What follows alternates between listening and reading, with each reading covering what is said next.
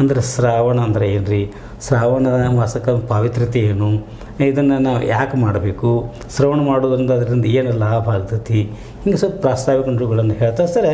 ಈ ಆಮೇಲೆ ರೀ ನಮ್ಮ ಶ್ರೀಮನ್ನಿರಂಜನ ಪರಮಸ್ವರೂಪಿ ಮುರುಘರಾಜೇಂದ್ರ ಮಹಾಸ್ವಾಮಿಗಳು ವಿಶೇಷವಾಗಿ ಶ್ರಾವಣದ ಮಹತ್ವವನ್ನು ತಿಳಿಸಿದ್ದಾರೆ.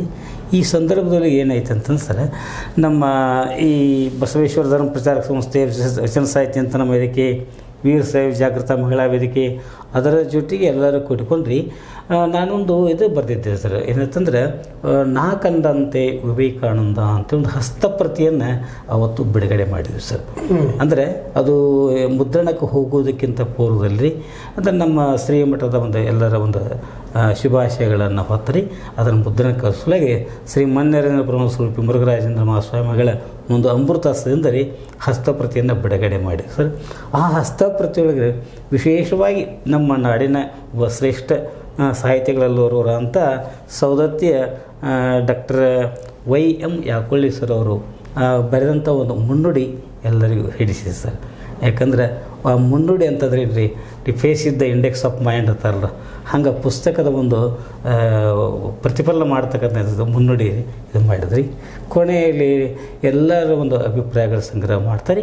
ಅಲ್ಲಿ ಶ್ರೀಮಠದೊಳಗೆ ರೀ ಸಹೋದರಿಯರು ರಕ್ಷಾಬಂಧನ ಮಾಡಿದರೆ ಅದೊಂದು ವಿಶೇಷ ಆಗಿತ್ತು.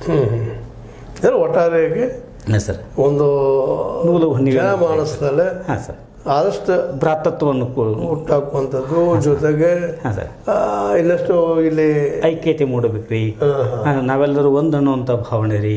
ಹಾಂ ಸರ್, ಇಲ್ಲಿ ಅದು ಮುಖ್ಯ ಸರ್. ಮತ್ತೇನೇನು ಸರ್, ಇವನಾರವ ಎಂದೆನಿಸಿದರೆ ಅಂತಾರಲ್ಲ, ಇವ ನಮ್ಮವನೆಂದೆನಿಸಯ್ಯ, ಇದು ಕೂಡಲ ಸಂಗಮ ದೇವ ನಿಮ್ಮ ಮಹಾಮನೆಯ ಮಗಳೆಂದೆನಿಸಯ್ಯ ಅನ್ನುವಂಥ ಬಸವಣ್ಣನ ಆಗ್ತಿದೆ. ನಿಜವಾಗಿ ಸರ್ ಎಲ್ಲರೂ ನಮ್ಮವರೇ ಅನ್ನುವಂಥ ಭಾವ ಮೂಡಬೇಕು ರೀ. ಯಾಕಂದ್ರೆ ನಮ್ಮದು ಜಾತ್ಯತೀತ ರಾಷ್ಟ್ರ, ನಾವೆಲ್ಲರೂ ಒಂದೇ, ಇಲ್ಲಿ ಭೇದ ಅನ್ನೋದನ್ನು ಇಲ್ಲ ಸರ್. ಇದನ್ನು